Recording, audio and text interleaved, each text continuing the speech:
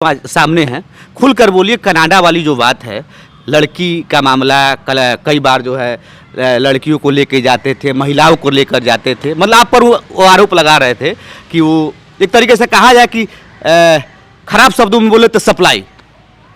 पहली चीज़ तो ये है कि मेरा चरित्र बेदाग रहा है, मेरा चरित्र ही मेरी पूंजी है जी। उनके परिवार का चरित्र और उनके चरित्र से दुनिया जग पर सबूत दिखाएंगे। मैं कहता हूँ इससे बढ़िया क्या अमन मणि कहते हैं समय आने पे सबूत अगर वो मैं कहता हूँ कि अगर मैं इस तरह की यात्राएं किया हूँ तो सबूत दे, मैं राजनीति से संन्यास ले लूंगा नंबर 1। लेकिन उन्हें अपने कृत्य के लिए माफी मांगनी। पत्नी की हत्या, जिसके माता और पिता हत्या के आरोप में आजीवन कारावास की सजा सर्वोच्च न्यायालय तक से जिसकी पुष्टि हो चुकी है, उनकी बात पर आप कैसे यकीन कर सकते हैं, जिनका कोई चरित्र ही नहीं है। वो जो सबूत की बात करते हैं, मैं भारत सरकार के प्रधानमंत्री नरेंद्र मोदी को चुनौती देता हूँ, मैं भारत सरकार के विदेश मंत्री जयशंकर प्रसाद को चुनौती देता हूँ कि अगर इस तरह की चीज़ें हैं तो मेरे सामने ले आए। उनसे बड़ी ताकत भारत में कोई दूसरी नहीं है। दूसरी चीज़ ये है कि किसी भी संसद सदस्य का आप ब्यौरा निकालने का, मीडिया के लोग अगर उसका ब्यौरा निकालेंगे तो वो सारी ब्यौरे सामने आ जाएंगे। समझ रहे हैं आपकी नहीं, ये नहीं कि कोई गोपनीय यात्राएं होती। क्या लगता है, आप तो मजे हुए खिलाड़ी हैं राजनीति के, अमन मणि त्रिपाठी, अगर आपके बातों में सत्यता है और उनके बातों में असत्यता है तो इस तरह का आरोप क्यों लगा रहे हैं? वो सस्ती लोकप्रियता हासिल करने, लोकप्रियता है तभी तो विधायक हो गए। नहीं, सस्ती लोकप्रियता है तभी तो विधायक हो गए। सस्ती लोकप्रिय, वो तो आंसुओं के बल पे हो गए। उनकी बहनें पता नहीं कौन सी चीज आंखों में लगाती थीं और जैसे ही जनता के बीच में जाती थी आंसू रुकने का नाम ही नहीं। नमस्कार, गोरखपुर लाइव देख रहे हैं आप, मैं हूं आपके साथ आयुष द्विवेदी। गोरखपुर लाइव की टीम महाराजगंज जिले के नौतनवा विधानसभा में। नौतनवा दो परिवारों के वजह से जाना जाता है, दोनों राजनीतिक घराना है, एक अमर मणि, दूसरा अखिलेश सिंह, कुंवर अखिलेश सिंह। आज हमारे साथ अखिलेश सिंह हैं, हम उनसे बात करेंगे चुनाव को लेकर। अखिलेश जी, गोरखपुर लाइव में आपका धन्यवाद। सवालों से पहले मैं आपके बारे में जानना चाहता हूं, अखिलेश सिंह नेतागिरी में कैसे आए? जो ये नौतनवा विधानसभा पहले लक्ष्मीपुर विधानसभा हुआ करता था और इस लक्ष्मीपुर विधानसभा के अंदर माफियाओं का वर्चस्व था। नेपाल से जो गाड़ियां आती थीं गिट्टी और बालू लाद करके, उनसे 10 रुपया प्रति ट्रक की अवैध वसूली सोनौली में किया जाता था। नौतनवा में कई मकानों को लोगों ने कब्जा किया था। कौन कब्जा किया? माफिया लोगों ने कब्जा किया था। और उस कब्जे के बाद एक ट्रांसपोर्टर थे सरदार अजीत सिंह जी, उनकी हत्या कर दी गई और हत्या को नेपाल तक पहुंचा दिया गया।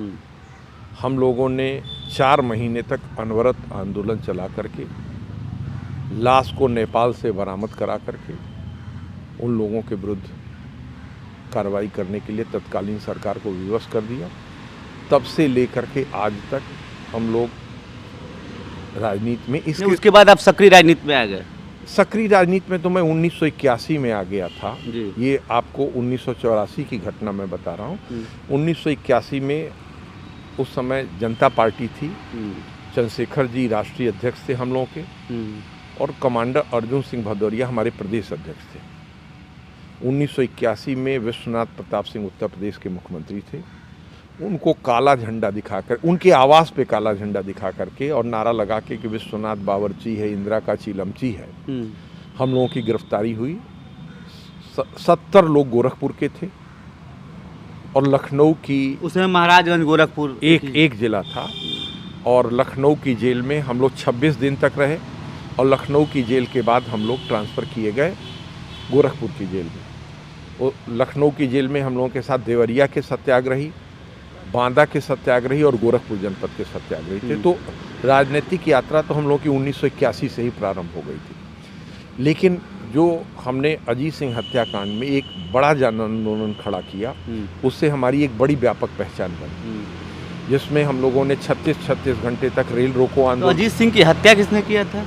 माफियाओं ने किया था जी, माफियाओं ने किया। एक सवाल आता है, नौतनवा की जब नाम आता है तो कुंवर अखिलेश सिंह और अमर मणि की राजनीति घूमता रहता है।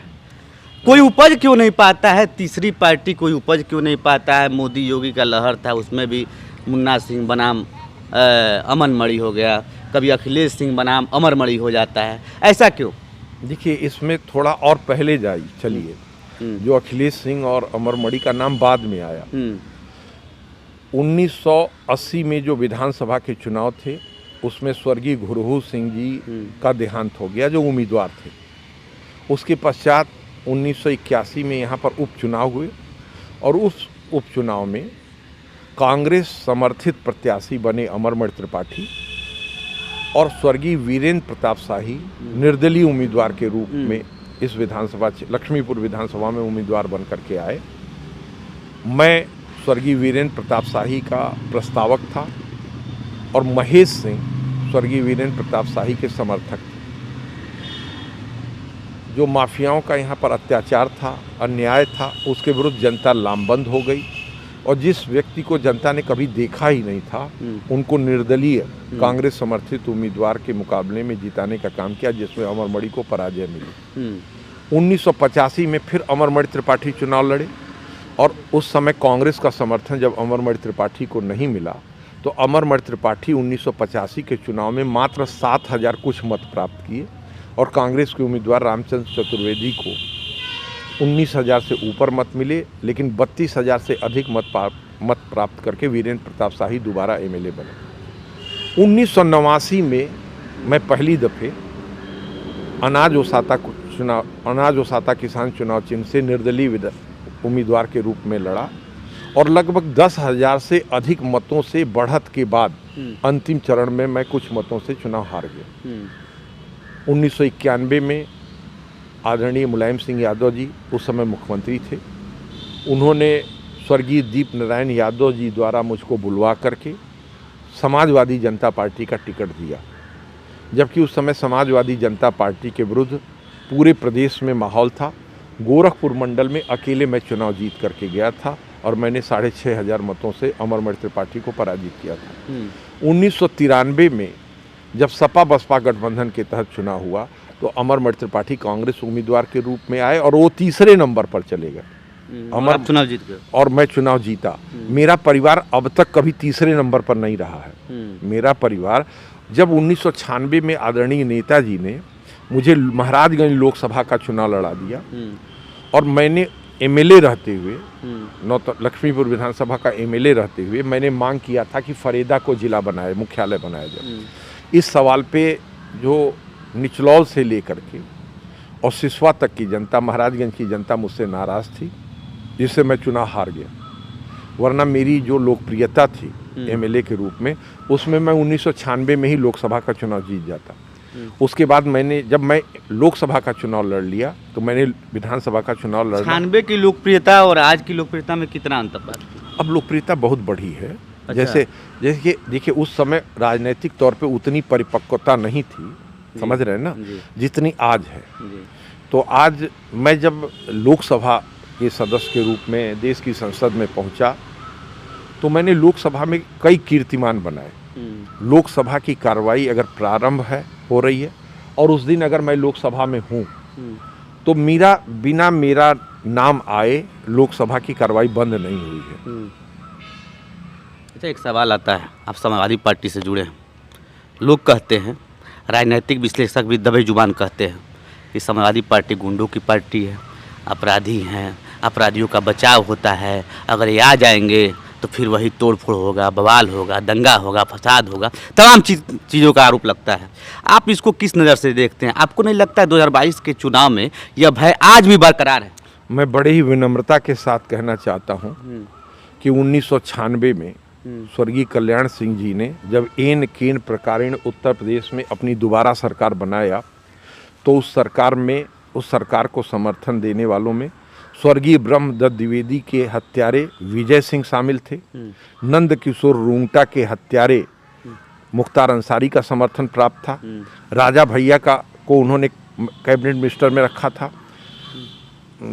हरिशंकर तिवारी जी को उन्होंने कैबिनेट मिनिस्टर में रखने का काम किया था। मैं पूछना चाहता हूं कि अगर अपराधियों की पार्टी समाजवादी पार्टी है तो क्या समाजवादी पार्टी ने 1993 में किसी अपराधी को मंत्री पद से सुशोभित किया था? क्या मुलायम सिंह यादव ने 89 में किसी को मंत्री पद से सुशोभित करने का काम किया था। इसकी शुरुआत तो स्वयं भारतीय जनता पार्टी ने किया था।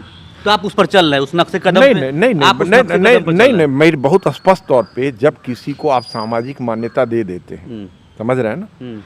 तो उसकी वो पहचान विलुप्त हो जाती है। और बहुत अदब के साथ कहना चाहता हूँ आज कि पूर्वांचल के सबसे बड़े कुख्यात माफिया सरगना ब्रजेश सिंह हैं और बनारस की जेल में बंद हैं। आप जाके बनारस की जेल में देखिए कि किस तरह से उनका दरबार लगता है। क्या ब्रजेश सिंह की किसी संपत्ति पर योगी जी का बुलडोजर चला? क्या धनंजय सिंह की किसी भी संपत्ति पर योगी जी का बुलडोजर चला? अगर चला हो तो आप बताइए। एक सवाल फिर आता है, अभी आपने कहा बुलडोजर, मुख्तार अंसारी आपके पार्टी से तो नहीं जुड़े हैं, लेकिन राजभर जी आपके साथ अलायंस में हैं। राजभर जी काफ़ी डोरे डाल रहे हैं, तो अपराधी नहीं है मुख्तार अंसारी? पहली चीज ये, जब तक किसी की को सजा न्यायालय नहीं देता है तब तक आप ब्रजेश सिंह को मिल गया सजा? नहीं, मैं क्या अभी कर... आपने कहा अपराधी की बात आपने कहा, नहीं नहीं, आपने जब अपराधी के सवाल पर आपने ये बात कही है तो आपको अच्छी तरह से याद होगा कि 2012 में अखिलेश यादव ने मुख्तार अंसारी को पार्टी में लेने से इनकार कर दिया। बिल्कुल, समझ रहे हैं ना। डीपी यादव को पार्टी में लेने से इनकार कर दिया। आज समाजवादी पार्टी इस अपराधी तत्वों को समाजवादी पार्टी टिकट नहीं देने जा रही। पर्दे के पीछे से तो कोई नहीं गेम हो रहा है ना। पहली बात, राजभर जी आपके साथ अलायंस में हैं। पहली बात कहीं ना कहीं पहली बात सुनिए, अभी तक आज की तारीख तक जो मेरे पास सूचना प्राप्त है उसमें मुख्तार अंसारी हमारी किसी भी गठबंधन के सहयोगी के साथ उम्मीदवार नहीं है आज की तारीख तक। बीजेपी तो लगातार कह रही है कि पर्दे के पीछे से हो रहा है। मैं यही बात आपसे कहना चाहता हूँ कि बीजेपी के समूह से लखीमपुर में किसानों की निर्ममता पूर्वक हत्या करने वाले टेनी मिश्रा जी केंद्रीय गृह राज्य मंत्री की कुर्सी पर बैठे हुए हैं। वो किस मुंह से इस बात को कहने का काम करें? अच्छा, अब आपसे मैं कुछ व्यक्तिगत सवाल करूंगा। कुछ दिन पहले गोरखपुर लाइव की टीम नौतनवा आई थी। अमन मणि ने आपके ऊपर आरोप लगाया था। उस आरोप पर हमने आपसे फ़ोन पर बातचीत भी किया था। क्या था मामला? अब तो आज सामने है, खुलकर बोलिए। कनाडा वाली जो बात है, लड़की का मामला, कई बार जो है लड़कियों को लेके जाते थे, महिलाओं को लेकर जाते थे, मतलब आप पर वो आरोप लगा रहे थे कि वो एक तरीके से कहा जाए कि खराब शब्दों में बोले तो सप्लाई। पहली चीज़ तो ये है कि मेरा चरित्र बेदाग रहा है। मेरा चरित्र ही मेरी पूंजी है जी। उनके परिवार का चरित्र और उनके चरित्र से दुनिया जग जाहिर है जी। सूप तो सूप बोले, चलनी बोले, जिसमें 72 छेद। आज तक मैं कनाडा गया ही नहीं हूँ। कोई भी संसद सदस्य जब किसी दूसरे देश में जाता है तो पासपोर्ट पर वो सारी चीज़ें अंकित होती हैं। कनाडा उन्होंने 44 बार या 43 बार कनाडा और अमेरिका जाने का आरोप मेरे ऊपर लगाया जी। मैं मात्र एक बार अमेरिका गया हूँ, एक बार अमेरिका गया हूँ। कभी मैं कनाडा गया, मैं दुनिया के कई देशों में गया हूँ। मैं दुबई भी गया हूँ, मैं दक्षिण अफ्रीका भी गया हूँ, मैं बेल्जियम भी गया हूँ। नहीं, आप चैनल पर बता रहे थे 4 से 5 देशों। नहीं, मैं पहले सुन लीजिए मेरी बात। 4 से 5 देश नहीं, मैं अमेरिका भी गया हूँ एक बार, मैं दुबई भी गया हूँ 2 या 3 बार। दुबई हमारा स्टॉपेज पॉइंट था। हम सिंगापुर भी गए हैं, हम ऑस्ट्रेलिया भी गए हैं, हम न्यूजीलैंड भी गए हैं, हम फ्रांस भी गए हैं, हम बेल्जियम भी गए हैं, हम स्पेन भी गए हैं, हम पोर्चुगल भी गए हैं। लेकिन ये मेरी कोई निजी यात्राएं नहीं रही हैं जी। ये सारे दौरे मेरे सरकारी रहे हैं। निजी यात्रा कब रहा? कभी नहीं रही। निजी यात्रा मैंने किया ही नहीं। वो तो कहते हैं सब समय आने पर सबूत दिखाएंगे। मैं कहता हूँ इससे बढ़िया क्या अमन मणि कहते हैं समय आने पर सबूत। अगर वो मैं कहता हूँ कि अगर मैं इस तरह की यात्राएं किया हूँ तो सबूत दे, मैं राजनीति से संन्यास ले लूंगा नंबर 1। लेकिन उन्हें अपने कृत्य के लिए माफी मांगनी चाहिए। सबूत उनके पास अगर होते, पहली बात आप सुनिए, मैं उनसे पूछा था, मैं उनसे सवाल किया था, थोड़ा सा सुन लीजिए सर। मैं उनसे सवाल किया था, वो कहे कि सबूत दिखाएंगे तो मैं राजनीति से संन्यास ले लूंगा। अगर वो माफी मांगेंगे तो ठीक है, लेकिन आप कह रहे हैं कि सबूत दिखाएंगे तो संन्यास लेंगे। बिल्कुल ले लेंगे संन्यास। पहली चीज ये, जो चीज सच है ही नहीं है जो चीज़ सच है ही नहीं है उसके सबूत कहाँ से वो प्रस्तुत कर देंगे? जी, उनके पास डॉक्यूमेंट्स है पूरा। मेरी बात, वो एकदम असत्य बोल रहे हैं, झूठ बोल रहे हैं, समझ रहे हैं ना। और जो व्यक्ति अपनी पत्नी की हत्या के आरोप में अभी अभियुक्त है, अब पत्नी की हत्या, जिसके माता और पिता हत्या के आरोप में आजीवन कारावास की सजा सर्वोच्च न्यायालय तक से जिसकी पुष्टि हो चुकी है, उनकी बात पर आप कैसे यकीन कर सकते हैं, जिनका कोई चरित्र ही नहीं है? वो जो सबूत की बात करते हैं, मैं भारत सरकार के प्रधानमंत्री नरेंद्र मोदी को चुनौती देता हूँ, मैं भारत सरकार के विदेश मंत्री जयशंकर प्रसाद को चुनौती देता हूँ कि अगर इस तरह की चीज़ें हैं तो मेरे सामने ले आओ, उनसे बड़ी ताकत भारत में कोई दूसरी नहीं है। दूसरी चीज़ ये है कि किसी भी संसद सदस्य का आप ब्यौरा निकालने का, मीडिया के लोग अगर उसका ब्यौरा निकालेंगे तो वो सारी ब्यौरे सामने आ जाएंगे, समझ रहे हैं आपकी? नहीं, ये नहीं कि कोई गोपनीय यात्राएं होती हैं। मैं आपको फिर कहना चाहता हूं कि जितने हमारे विदेशी दौरे हुए हैं उसमें स्वर्गीय प्रमोद महाजन जी की पत्नी और क्या नाम है, सुषमा स्वराज, नहीं, वो विजय कुमार मल्होत्रा, एक देश में 3 देशों के दौरे में विजय कुमार मल्होत्रा जी की पत्नी उनके साथ रहीं और 3 ही देशों के दौरे पर आदरणीय स्वर्गीय प्रमोद महाजन जी की पत्नी उनके साथ रहीं। वरना मुझे नहीं लगता कि पूरे दौड़ों में कोई महिला भी हम लोगों के साथ डेलीगेशन में गई। अच्छा, आपको क्या लगता है, आप तो मजे हुए खिलाड़ी हैं राजनीति के, अमनमणि त्रिपाठी, अगर आपके बातों में सत्यता है और उनकी बातों में असत्यता है तो इस तरह का आरोप क्यों लगा रहे हैं? वो सस्ती लोकप्रियता हासिल करने, लोकप्रियता है तभी तो विधायक हो गए। नहीं, सस्ती लोकप्रियता है तभी तो विधायक हो गए। सस्ती लोकप्रिय, वो तो आंसुओं के बल पे हो गए। उनकी बहनें पता नहीं कौन सी चीज आंखों में लगाती थीं और जैसे ही जनता के बीच में जाती थी आंसू रुकने का नाम ही नहीं लेते थे। और जनता को क्या गुमराह किया कि अगर आप हमारे भाई को जिता दोगे तो हमारे पिता और माता छूट जाएंगे। आप बताइए कि जिस पे सर्वोच्च न्यायालय की मुहर लग जाए। लेकिन आप इस चीज को समझा नहीं पाए। नहीं, मेरी बात सुनिए, जैसे आप विवाद बोलते हैं इसलिए मैं पूछ रहा हूँ, आप इस चीज को समझा नहीं। बहुत स्पष्ट तौर पे मैं कह रहा हूँ कि जनता जब कोई सहानुभूति होती है, जब जनता सहानुभूति के तहत निर्णय लेती है तब बाकी किसी चीज को नहीं सुनती है, समझ रहे हैं आप ना। तो लेकिन जनता बार बार बहकावे में नहीं आती है, जनता एक बार बहकावे में आ गई, इस बार उनको पता चल जाएगा कि उनकी धरती कहाँ, इस बार उनको पता चल जाएगा। मेरे छोटे अनुज कुंवर कौशल सिंह मुन्ना सिंह जी चुनाव लड़ रहे हैं और उनको अपनी स्थिति का अंदाजा अमनमणि को लग जाएगा कि वो कहाँ खड़े हैं। 2022 का चुनाव सामने है, अमन बनाम नहीं, मुन्ना, अमन कहीं लड़ाई अमन बनाम मुन्ना नहीं होगा। नहीं, हमेशा तो नौतनवा यही कहता है ना, अब की बार नौतनवा की राजनीति तो यही, नौतनवा की राजनीति तो यही दिखाता है। नहीं, अब की अमन जो है, नहीं, अब फिर आप यहाँ संशोधन करिए। मैंने 1981 में आपको बताया कि वीरेंद्र प्रताप शाही निर्दलीय लड़े और कांग्रेस समर्थित कम्युनिस्ट पार्टी के उम्मीदवार थे अमरमणि, तब वो दूसरे नंबर पे थे। लेकिन 1985 में जब कांग्रेस का समर्थन नहीं मिला तो अमरमणि का कहीं पता ही नहीं चला। 1985 में मात्र 7,500 मत उनको मिले। इनको समर्थन प्राप्त था किसी दल का? किसको? अमन को? नहीं, मैं सहानुभूति, रोना जी, रोने धोने का कोई समर्थन नहीं, सहानुभूति और रोने धोने का वोट था। अच्छा, एक बार और आप आरोप लगाए थे बातचीत में, योगी आदित्यनाथ का उनके प्रति सह प्राप्त है।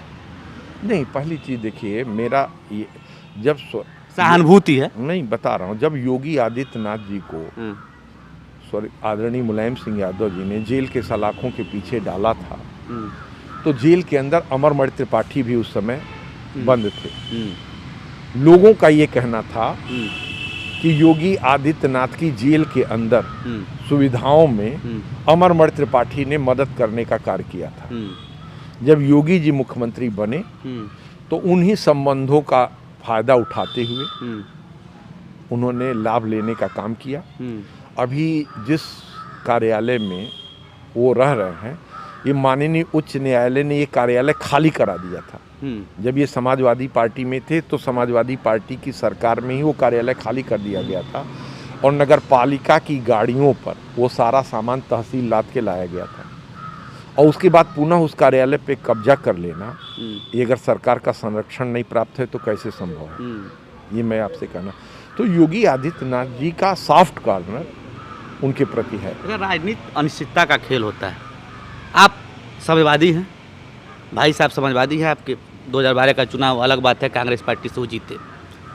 क्या अमन मणि इस बार निर्दल है, क्या अमन मणि समाजवादी पार्टी से चुनाव लड़ते हैं कहीं से भी, तो आप प्रचार करने जाएंगे?